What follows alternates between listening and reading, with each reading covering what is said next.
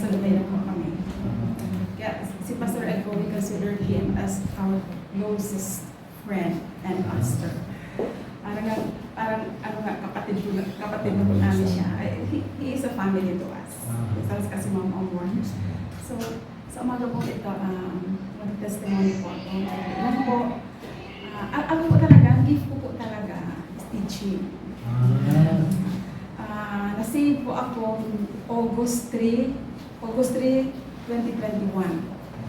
Nabaptize, August 3, 2021, August 20, 2021.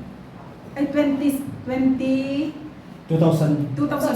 Yeah, 2001. Tapos nabaptize ako the same month, August 28. The same month. The following months, October, nag-enroll po ako sa Bible College. Kaya nag-graduate po ako sa Bible College. Salamat sa biyaya lang po yun. Ako po siguro yung, sabi ko nga, sa tagal ko sa ministry, almost 23 years sa ministry. Kasi kami po mag-asawa, papa nila po, yung nga, Jean, Pastor Jean. Ano po yan, nasa ministry kami, nasa mission field po kami from 2007. Actually po, ako po, bago po ako naging matured, kasi ang maturity po, hindi na po sa edad. Ang maturity po, habang buhay, nagmamature po tayo. Kaya hindi sabi, may edad na ako, mature na ako, hindi po. Depende po yun sa'yo, how close you are to God, the Word of God. So ako po yung, nag-church po ako, nakahiga. Hindi po ako nakakaupo na matagal, mga 20 minutes lang po ako dyan. Ang church po namin, yung higaan po, may mahaba na nahiga po ako. Sabi po, ang Kristiyano po, imposibleng. Ako nga, may sakit, nakakapunta ako sa church. Higaan. Sabi ko, sa tagal ko sa ministry, wala pong nakahiga sa simbahan ko lang. Pag hindi ko na kaya makaupo, nahiga po ako, kaya understood na nagpastor ko yun. Kaya pagpapasok ko po, nag-push po ako ng upuan. Kasi may sakit po ako. But I was healed by God. Oh, amen. I was scheduled for operation for three times. Pero po, according to your faith, it will be done with you. God healed me. Kaya after po nagkaroon na po ako na-heal na po ako, nasa Bible school na po, ano po kami sa ministry, kami mag-asawa. Alam mo po, ang biyahe namin from Naga City to Camarines Norte is 7 hours po yun. Bahilan po yun, motor lang po kami. Umalis kami 5:30, ang harating kami doon, mga 2 o'clock in the afternoon. Kasi init at ulan yun. Kaya walang imposible na ang Kristiyano wala sa church. Pag gusto mo may paraan. Ano po? Kasi kami, umalis talaga kami, si Nini, iniiwanan namin yan. Kasi si Nini, lahat po nasa abang na sila, si Nini na iniiwanan. Kasi siya, nasa mission field kami. Kaya naintindihan niya kung ano talaga ang buhay ng pastor. Kasi yung pastor ay iniiwanan na ang pamilya nila to serve the Lord. Kaya yung pong lesson about, babalik ko lang po yung sa lesson natin about enter into His gate with thanksgiving. Ako po siguro sa tagal ko na sa ministry, marami na din ako experiences, ups and downs, but the Lord is always with us. Tandaan po natin, wala pong Christian life na madali. Di po madali ang maging Kristiyano. We are not perfect. The family is not perfect. So the church is not perfect. But we have a perfect God who will help us, who is our partner, para maging maayos ang natin. So, dito po sa enter into His gates with thanksgiving. May ilang lang po ako, may paborito po ako ng verse. Ito na po yung siguro sa edad ko na ano. Kasi po, sa Bible may nakalagay po kasi dyan, 10. So, ang buhay po ng hindi natin pwede 70 years old, ano na po yun. So, after 70 years old, pwede ka na, by grace na po yun. Mag-67 na po ako this year. But I still serving the Lord. Plus 7 pa. Marami pa rin po ako naninis. Kami po, si Nini po nasa Jumero po siya. Yung dati namin church. Kaya nag-ano po si mga anak ko, si Pastor Angelo. Kasama po namin si Sister Joyce, doon po kami sa Al-Ain. From Dubai to Al-Ain is, 1 hour and 30 minutes. 1 Pumunta po kami Saturday, doon na kami matulog ang Sunday. Minsan the following Monday, early morning. Tapos so, ang ano po doon, ang ministry ko, skitcha na po kami. Ako parang tingin na lang, supervisory na lang ako. Puro council, maraming baguhan sa church eh. Titingnan mo na lang, pag anak ka po ng Diyos, you have the discernment spirit. Nakikita mo, may ngiti ang mga mukha natin, pero deep down, may mga problema tayo. Walang tao walang problema. Kahit Kristiyano, faithful ka sa Diyos, may problema. Doon kasi tayo pag sabihin mo, dito po sa Psalms 119, verse 12, may nakalagay po dito, what shall I render unto the Lord for all the benefits you have done to me? Kaya ito po, hindi ko na po ito makalimutan kasi sa tagal ko, marami na rin ako na-experience, marami ako naging kapatid, hindi sa laman, kundi bilang anak ng Diyos. Ano po? Ano ang pwede mo ibigay sa Diyos? Ano pwede mo ibayad sa Diyos sa lahat ng kabutihan niya? Wala. Kasi lahat ng everything in us is God's. Yun po, ano sa Diyos yan? Ito sa Diyos to. Wala kang become naked. Wala tayo talaga. Kaya lahat di mo pasalamat mo, even the little things. Kaya anong pwede mong ibayad sa Diyos? Wala. Buhay mo. Yan. Sa lahat ng kabutihan niya, anong pwede mo? Kaya ibabalik ko lang po sa inyo. Basahin ko po ng Hebrew. Huwag kaligtaan ang pagtitipon-tipon upang makaralan at makalakasan. Ito lang ang pwede mong gawin sa Diyos. Huwag kaligtaan ang pagtitipon-tipon. Dito ka po mamatyo, dito mo makikilala ang Diyos. Kasi, pag wala ka sa church, hindi mo makikilala ang Diyos. It is through His Word. Through a pastor. Through a preacher. May magtuturo sa iyo. Kasi sa labas walang magtuturo sa iyo. Sa labas maghahanap buhay ka. Lalo na pag naghahanap buhay ka, wala kang dalang sa salita ng Diyos. Paglabas mo dyan, worldly ka na dyan. Sabi ng Bible, Romans 12:2, bring yourself as a living sacrifice to God, holy and acceptable. Do not be conformed to this world by renewing of your mind. Sabi ng Romans 12:1-2. So, paano ma-renew ang mind mo? Kung di ka pumupunta sa church. So, ano pwede mo ibigay sa Diyos? Punta ka sa church. Huwag kaligtaan ang pagtitipon-tipon kung mag-aralan ng palakasan. Sabi sa Bible when two or more persons are gathered in my name, there I am in the midst. We are more than one. So, God is in here, the Spirit of God. When you got saved, the Spirit of God is in you. You are the temple of God. Kasi yung ang Diyos kasama mo na siya. Kaya we are a church. We are a church learning His Word. Kasi pag wala pong salita ng Diyos, babagsak ka bilang ako ay dumaan po kami ng maraming problema. Ang buwan ng Kristiyano ganyan. Kaya sabi ko kanina, isip kami kanina, sabi ko, ang Kristiyano, hindi, you just play. Parang yung tape recorder. Play, rewind, pause, do not rewind. Yes. Do not pass forward. Kasi pass forward, tomorrow yan, tomorrow is God's. Pag nag-rewind ka, babalikan mo yung dati. Kasi, pag Kristiyano ka, you press forward. Ito na ang buhay mo. Looking unto Jesus, the author and the finisher of our faith. Ito na yun. Ito si Lord. Tinitingnan mo na, your race is God. May race ka na, lumalakad ka, pero ang nakatuon ka doon. Jesus. Pag may mga problema ka, you just pause. Pause. Never rewind. Kasi pag nag-rewind ka, babalik ka. Tandaan mo po ang Christian. What is repentance? Repentance is going to be repentance. This is all life. This is turning to God. This is your old life. You have to turn, when you repent, your old life and turning to God. This is 180 degrees. Kasi ganun yun. Kasi when you repent, hindi dapat ganun.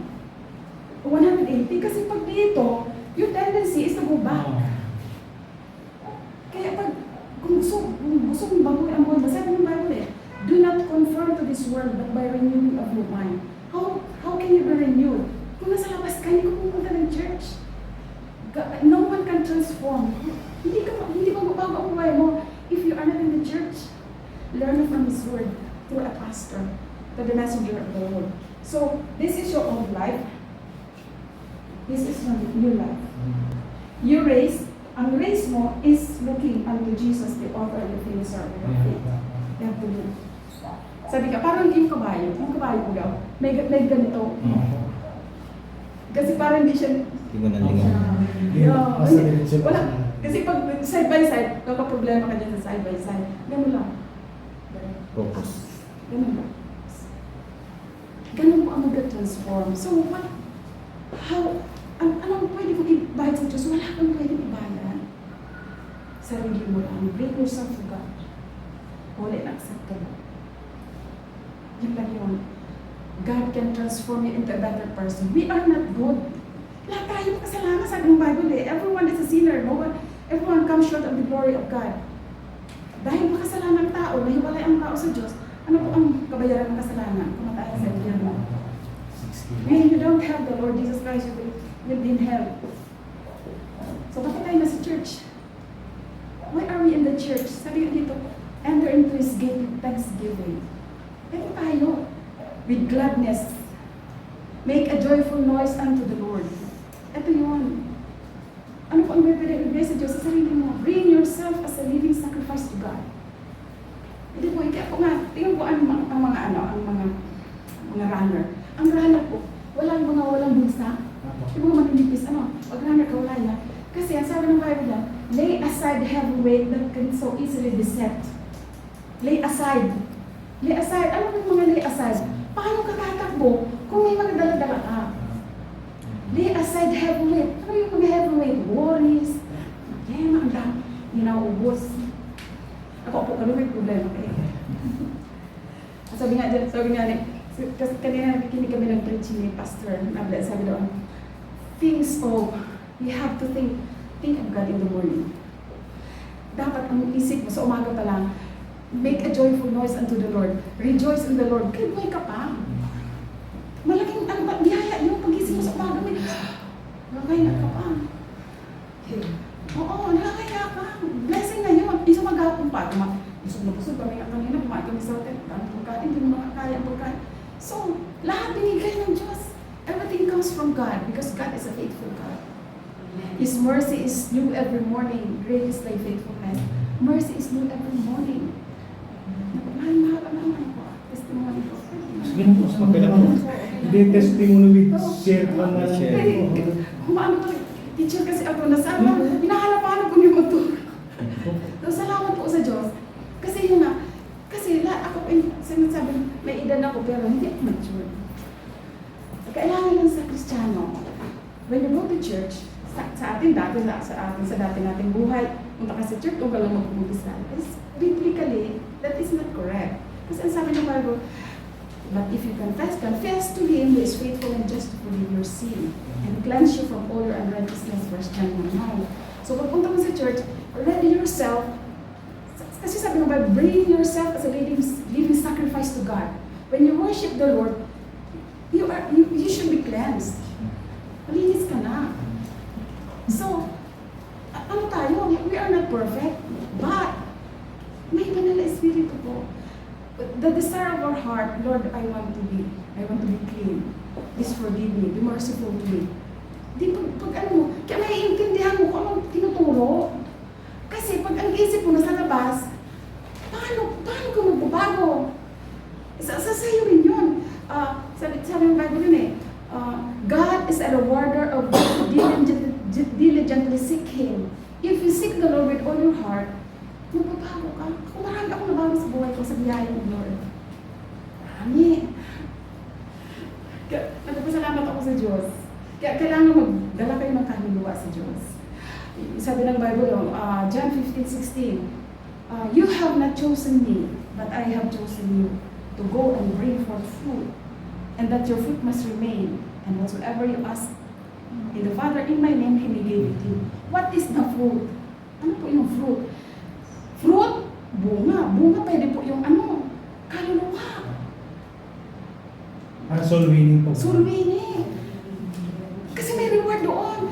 Whatever whatsoever you ask in my Father, in my name, He may give it you. So may promise. Sabi nga kanina, God is reliable. God's promise is true. So, nung sinabi niya yun, gagawin niya yun.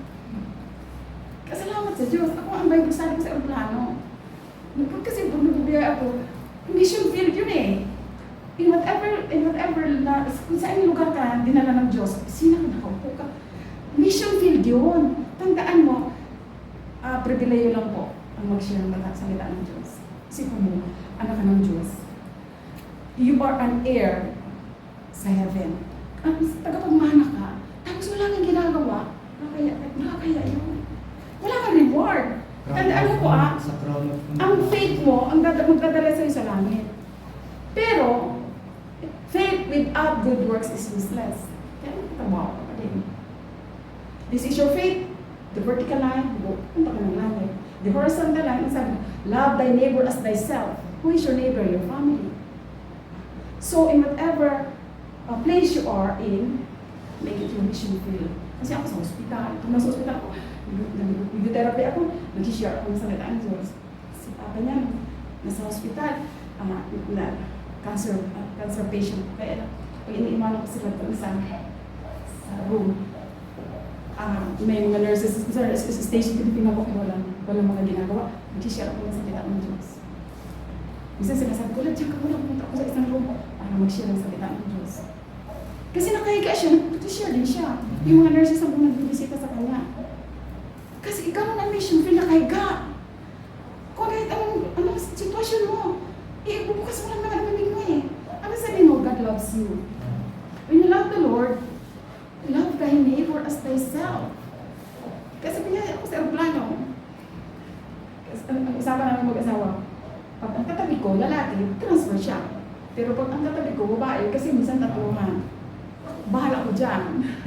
Sa 8 hours natin po sa Pilipinas, ay sabi niya, Lord, marami akong sana mga seaman. Alam mo ba ang naging bunga ko seaman? Ngayon, tent maker, missionary na siya sa barko. See? And bring your fruit. Fruit yun eh. Wala kang magagawa isip ng 8 hours. Pero alam mo ba, masarap mag-witness. Kasi sa dami ng babalik-balik kasi ako eh. Sabi ko, naawa ako sa lalo sa mga lalaki. Alam sila, ilang wala sa mga 8 months. Kasi pagbalik ko naman, nakakasakay ko ng dami ko kong problema. Papunta, homesick. Pagbalik, problema. Ginagawa ko, hindi siya ako magsalita ng Diyos. May nasa-save dyan. Kaya sabi ko, pagbaba ako, stop over kami na Hong Kong. Pag boarding, sabi ng doon ko inano ko sa first class, upgrade ako sa first class. Tapos sabi ko, ang ticket ko is sa ano lang. Sa economy. No, we go to the first class. Sabi ko, reward me Lord. Ganon dapat. Why? Nagpagal ako eh. Your labor is not in vain in the Lord. Kasi pag nagpagal ka, may reward. Attempt great things for God. Attempt.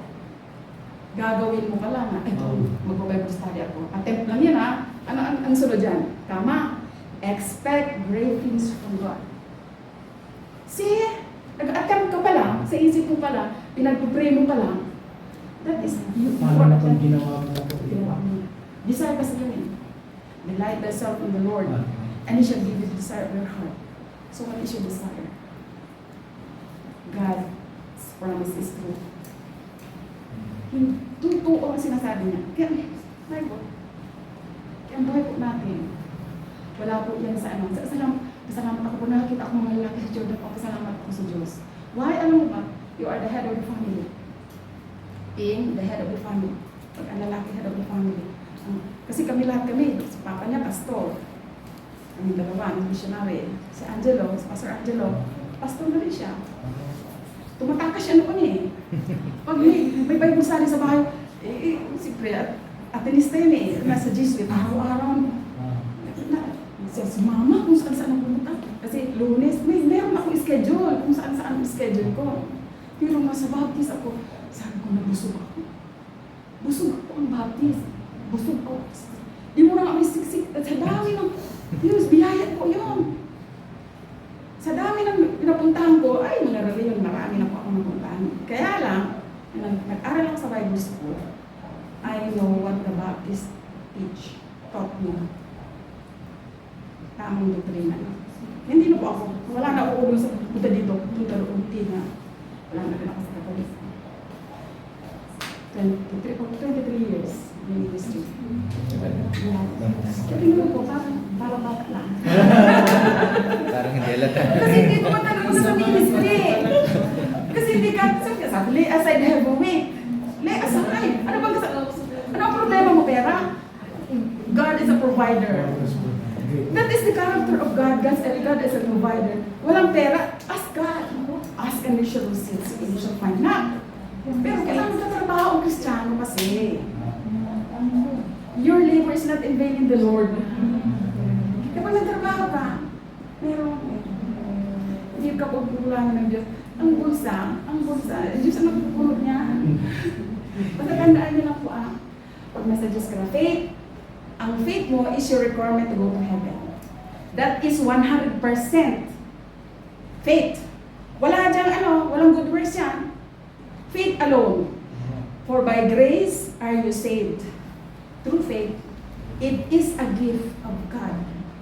So, ang pananampalataya ng God, it is a gift of God. Not of yourself, lest any man should boast. Upang huwag kang magmapulit. Kasi ang tao, ang marami ako nagawa sa Diyos, punta ako ng langit. Punta ka maging tiyerno, sigurado yun. Kasi ang basihan mo is your good works. May pananampalataya ka nga, pero faith na may pananampalataya, wala yan. 100% yun. Faith in the Lord alone. Punta ka ng langit if you have the Lord. Punta ka ng langit. What about your good works? What about your reward? Gumawa ka. Because your labor is not in vain in the Lord. Pag meron kang nadalang kaluluwa sa Diyos, anong tawag doon? Crown of rejoicing. Kung dating mo sa langit, bibigyan ka ng Diyos ng crown. Hindi yan ilalagay sa iyo, ibibigyan mo yan sa Diyos. Ganun ang buhay ng Kristiyano. So, pag anak ka ng Diyos, pag nasa church ka, sabi nga, marami kasi sa church na nagsasalita. Sa church, lalo na mga testimony, mga bata, pag siya, hindi natatakot po ako. Siyempre, pag hindi ka sanay talaga. Pero tandaan mo, pag anak ka ng Diyos, may patutuo ka. How God changed your life? Patutuo na yun. Dati hindi ka nag-church, hindi naman sa church ka. Dati hindi mo parang alak, hindi na. Patutuo yun. So, kailangan natin, we should be a living witness. We should be, sabi nga, you are the living Bible. Sabi nga ni Pastor Griselda, yung pastor from Congo, sabi nga, we should be billboards. Billboards. Pag billboard ka na, streamer na rin. Dapat maayos ka bilang isang Christian. Because Christianity is a way of life. It is your way of life. Ano sa araw-araw? Anak ka nga ng Diyos, parang araw-araw mo, anong ginagawa mo? Sa araw-araw. Tapos may isip ka, whatever you do it for the Lord. Kaya kanina, tinanong ko yung mga lesson mo. Kalito. Walang nasasayang na ibinigay mo sa Diyos. Wala. For whatever you do it for the Lord. Napapagod ka, walang hindi napapagod. Ako, masarap-sarap na ako buhay ko eh. Sa biyaya ng Lord. Pero, kasi pinagtrabawan ko yun. Pag nagpaaral ka ng anak, yun. Siyempre, yun ang mga obligasyon ng magulang, magpaaral. Pero katapaw pa rin ako. Hindi ko rin natapos. Kaya ang pamilya ko ang dami. Kaya marami sa akin tumatawag mami sa church. Marami. Kasi sa biyaya ni Lord, marami akong naging anak. Testimony. Kaya tandaan mo ang testimony mo mahalaga. For others to know the Lord. Kasi pag nakita ka, anak ako ng Diyos. Hindi magbabago rin yan. Pag anak ka ng Diyos, magbabago ka. Way of talking. Kasi ito, if you fill your thoughts with the Word of God, magbabago pati pagsasalita mo. Because words can kill a person. Words can kill a person. If you bad mouth, it will kill, it will destroy. But words can build up. It can build up. So, paano mo nag-deliver? Mahal ka ng Diyos. It can build him up, build her up. Pwede yun. Kasalamat sa Diyos. Kasi mga ginagawa na po, maliit at malaki, it glorifies the Lord. We are here to serve the Lord. Kung hanggang kailan, it is, sabi nga sa Bible it is appointed to a man to die after the judgment. huwag nang mamatay, basta punta ka naman ng langit. Kasi papa nila, nung namatay si papa nila, COVID yun eh. Sila nakauwi. Lahat sila, nagpasalangan. Pero alam mo ba, yung mission field ko, ang dami namin mission sa hospital. Si papa niya, bago nagkikimo yun, iikot na yun sa hospital. Bidala yung mga trucks, nakapag. Sige, ang pamigay niya ng trucks. So, yung naging ano namin, pastor na. Sabi ni Lord, nasa kwarto ng sabi, daming bunga. Pag may bunga ka, may reward.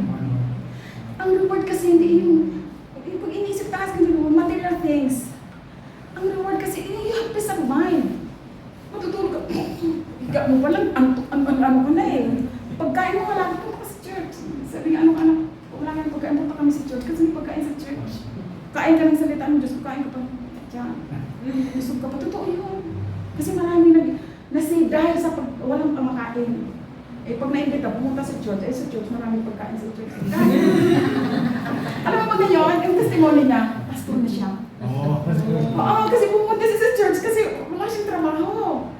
Eh may nag-invite sa kanya. Ay sige, kasi sabi ng kapatira namin, ay sige, dito na po kayo kumain. Sa isip ko, ay kakain ako. Ayan, wait, pastor na siya ngayon. Dahil sa pagkain. Kasi pagpunta niya sa church, nakarinig siya ng salita ng Diyos, hindi naman pwede kumakain ka sa labas, may nagsasalita. Ay, sabay-sabay kami. Kasi si Pastor Ed, pag tapos niya mag-preach, nakalinya na rin siya. So dami namin sa church eh. Pero kami, everyone is fair in the sight of God. Nagkataon lang, kailangan talaga respect ko natin ang pastor. Siya lang papakain. Biblical yun eh.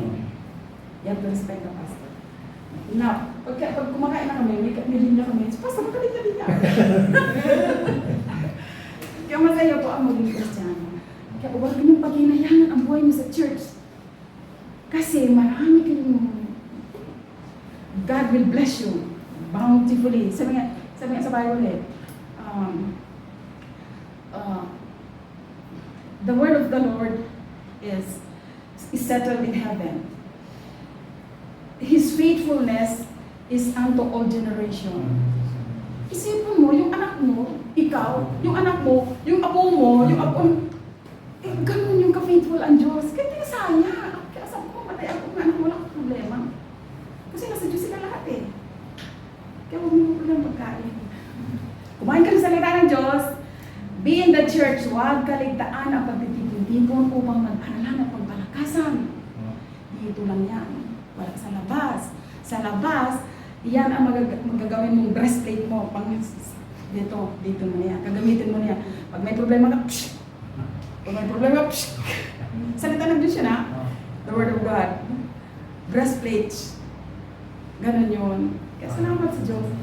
Kaya ako na, salamat. Ganito po talaga. Ba't ang sisimula? Isang isa lang. Okay lang yan. When two or more person, dalawa. Ang pastor sa kanyang asawa, may isa. More than one. Nandiyan ang Diyos. Ito, marami. Salamat po sa Diyos. May kwento. So, biblical, marami pong kwento. Kaya lang po talaga, ito lang sasabihin ko sa inyo. Kaya tatlo yung verses na sabi, ano ang ibabayad mo sa Diyos sa lahat ng kabutihan niya? That is a question for everyone. Ano ang ibabayad mo? Pera mo, you have to give to God. You're giving your tithes, you're giving to the church, that is part of worship. Singing is part of worship.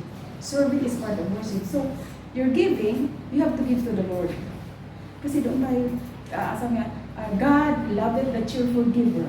This one the heart. Bibigay talaga tayo. Kasi walang magsasurvive na church na walang giving. Saan kukunin? Sa mga anak na hindi tayo nag-aas ng donation, hindi po tayo nagpaparapol. Kukunin yan sa loob ng church kaya tinuturoan po tayo mag-give. We give our life, we give this, kasi nararapat lang po yun para sa Diyos. Pastor Ed, hindi po yung makakapunta dito kung walang ano po. Kasi alam nga naman, alam nga naman wala silang kayo ng material, yung tabi-tabi lang. Kailangan yun. Pero it is from the heart. When you know the Lord, pag nakilala mo na po ang Diyos, marami ka naman po. Ito po kasi siya nagpupuno nito eh. When you give to God, babalik na sa'yo. Siksik, liglig at umaakaw. Kasama puso. Di pwede, ito ang gibigay mo puso mo. Raging na dapat cheerful. Lord, ito para sa iyo. Kaya kami sa bahay, nakasana naman sa bahay. Pag-alis mo pa lang, alam mo na, pagdating ng sulo, ito sa Diyos. Ito sa offering. Lahat, ito sa mission, kalagyan niya. Pag naubos, meron ba? God will provide. God will sustain. Tapos na what? Nagutom ba? Hindi naman. Ang importante, hindi ka nakasakit. Kasi naman sa Diyos. In the church. Kung hindi ang pagkaligtaan niya. Sa tagal ko sa ministry, mas marami pa naguna sa akin. Kaya si Papa niya, nung namatay si Papa niya, sa dami ng gastos, pag may cancer ko, grabe ang gastos. But, God provided. God provided. Salamat sa Diyos, meron. So, kaya ako po, salamat po ako. Kasi po, hindi po masasayang ang oras natin sa church. Kami, pag napunta po kami sa mga, nagbiyahe po kami, travel kami, ang turo ko sa amin ng anak ko, Miss Angelo, kailangan may church sa pupuntahan. Kasi hindi po kumpleto. Georgia, wala kami punta sa Georgia, ano? Wala kami punta sa Georgia. Ginawa namin, online kami. Online kami. Sa ano man, sa Azerbaijan, wala din. Pero as much as possible, kung magpupuntahan kami, kailangan, may Sunday, pwede kami. Pero pag wala kami pupunta, kailangan, before Sunday, nasa church kami. Ano po? Make yourself available to God. Sabi nga nila, availability. What is your availability? Kaya yung mga walang ano po, walang day off, pinipray yun. Kasi alam ng Diyos ang desire mo na gusto mo mag-church. So ipag-pray mo yun. Para you will be in the church. Kasi gusto ni Lord, you do not have because you do not ask. You ask the Lord, Lord, ang day off na gusto ko, ito. Be specific. You should be specific. Kahit omniscient sa akin, alam niya po. Oo, you have to ask. You do not have because you do not ask. Kasi maraming blessing hindi mo hinihingi. Kaya bumabo ba? Ganun yun eh. Tama din nakalaakit hindi mo. Kaya yung mga oras nyo, nakakanin din naman yan ng pastor. Pero as much as possible, make yourself available on Sundays. Sa Diyos. Praise the Lord. Salamat po. Kung patuloy po kayo, malapit din natin si Pastor Ed. We will be of help. Kasi alam po namin ano sa ministry. We will be of help. Biyaya ni Lord lang po yun. Ang maibibigay po natin, galing po sa Kanya. We give to God what is due to Him. Kasi pinabalikan ng Diyos. Salamat sa Diyos. That's it. Kaya lang po ako na konti kasi Patuloy. uy, yung patuloy po na. Hindi, you pray for Ayaw, pray. Ako na. Please rise, mga kapatid. Kaya magpapray po ako. Pagdating ng Diyos ang banal. Salamat po, Ama. Sa araw na ito, na kami po, Ama, itinipon mo upang mag-aaral ng mga salita ng God. Thank you, Lord, for making everyone available today, especially this day, Lord, that we can friendship together, O God. We know that you are in the midst of us, O God. You know what is in our heart. Gusto po namin, Ama, makalugod sa iyo. Tulungan mo po kami, Ama, sa aming konting kakayahan, O God. Magkapagpagod na, Ama. Kami, Ama, makalugod, Ama, sa pagsiklingkod sa iyo, Ama. Tulungan mo kami, Ama, enlarge. Bigyan mo kami, Ama, ng maayos na puso. Bigyan mo din po kami, Ama, ng kakayahan, makapagbigay. Hindi lang po, Ama, monetary. Na maibagay po namin, Ama, ang buhay namin sa iyo. Dahil po, alam po namin, Ama, we expect great things from you, O God. Because we want to give you the best, O God. We want to give you the best because you are our Father in heaven, O God. You are our Creator. Everything in us, everything that we own is from you, O God. We apart from you, we are nothing, O God. Tulungan mo po, Ama, mga kapatid nandito, Ama, sa Yerevan, Ama, sa pamamahala ni Pastor Ed, O God. Mga amor, tulungan mo po sila, Ama. Patuloy po sila, Ama, magapaglingkod sa iyo with sincerity, O God. With their availability, O God. Sa kanila ang mga kakayahan, O God. Alam ko po, Ama, na you will add members, O God, to this church, O God. para magamit, Ama, sa iyong ubasan, O God. Tulungan mo po sila, Ama, sa kanilang mga kakayahan, O God, to win souls for you, O God. Because this is our service to you, Lord. Not only to bring ourselves, O God, but we want also, Lord, to glorify you, Lord, by bringing souls at your feet, O God. Salamat po, Ama, sa lugar na ito, Ama. Patuloy, Ama, i-bless mo po ang lugar na ito. Bless everyone. Each and bawat kapatiran, O God. Ang mga wala po dito, Ama. Tulungan po sila, Ama, na makabalik, Lord, sa church. Tulungan mo po, Ama, maging maayos po ang mga puso namin lahat, Lord, paglilingkod sa iyo. Hindi mo po kami, Ama, tagalingkod sa Armenia, Lord, but our heart, our prayers, Lord. Alam po namin, papakinggan mo po, Ama. We will be partner to you, O God, dito sa Armenia, O God. Salamat po, Ama, sa kinain namin sa iyong mga salita, O God. Wala po kami maibabayad sa iyo, Lord. Lord, salamat, kabutihan mo po sa amin, Lord. At ibinibigay po namin sa iyo, Lord. We surrender our lives to you, Lord. Be in control of our lives, O God. Help us to be the best person that you want us to be.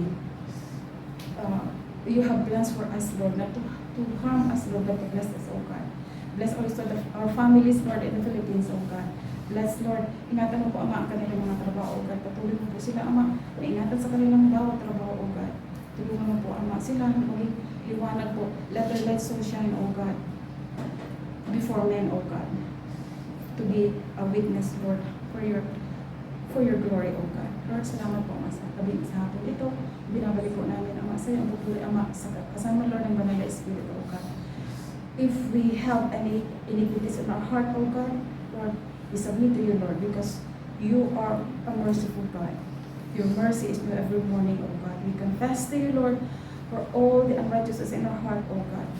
Make our heart right with you, Lord. Glory to your name, Lord, in Jesus Christ and we